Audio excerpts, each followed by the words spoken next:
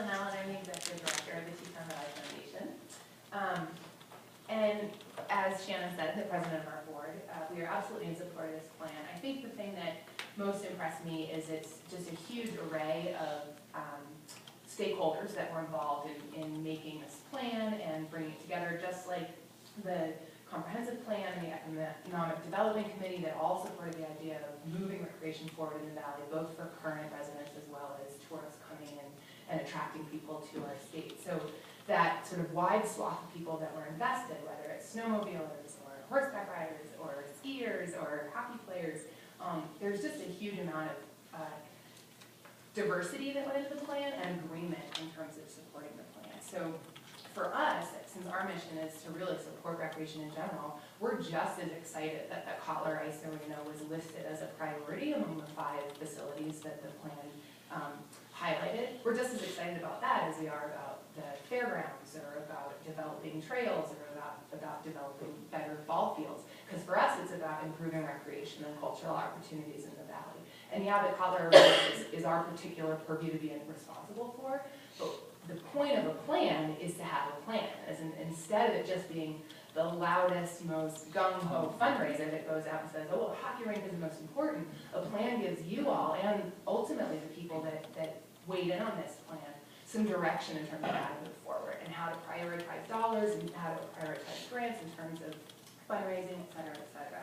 The other thing it does is these nonprofits, like you said, that are competing, if there's a plan, we can all sort of say, okay, great, we're in line with what the plan's vision is, and maybe that means I take a back seat for a year while we focus on this snowmobile park that's going to get put in, or this bike park that's going to get put in, knowing that the next year it might be the taxpayers that decide, or granting it agencies to prioritize some other sort of avenue, like the rodeo or whatever it is. So plan just gives us direction.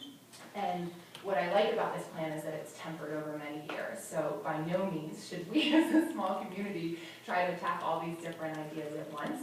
It's about grading our priorities over time and giving us some direction. So I really like that piece of it.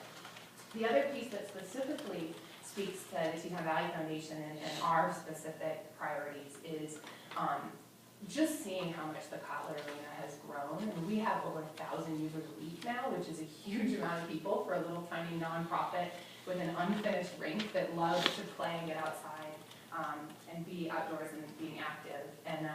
And so that's amazing, and it's growing exponentially. And if we, down the road, can finish the hockey rink, we can bring in tournaments, we continue to provide opportunities for kids to get out and recreate and have things other than being up in the blowing snow. They can be protected and have some kind of recreational activity in the winter, which is really important.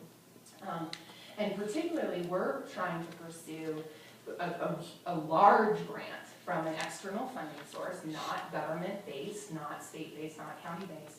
And they absolutely gave us direct feedback, which is that if we were going to continue exploring that partnership with them, the only way they would consider our bid for a really big grant with the next phase of the hockey rink is if we could visibly show support from the county at large. So a plan that states that the Kotler Ice Arena is one of the 5 top priorities for the valley is huge in being able to go to this granting organization and saying, yeah, look, our county's behind it, the people of the community are behind it, our commissioners have supported it, the cities have supported it, and so that echoes what Tim Adams said from Teton Valley Trails and Pathways.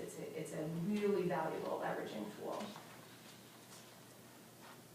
Last but not least, the other piece of us sort of growing the rink down the road is not only to bring in external people for tournaments and to make hockey available, but once we can actually extend our rink, we have an indoor basketball facility, we have places for exercise classes, we have places for inline skating, we have places for other activities.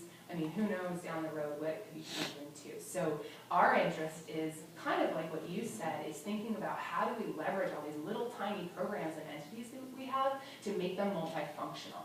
Because we don't want it to just be a 3-month hockey rink. We want it to really serve the community at large. And we already know that people throughout the community use that facility. So what's the next step? How do we turn it into something that multiple nonprofits, multiple entities, including city and county entities, can use?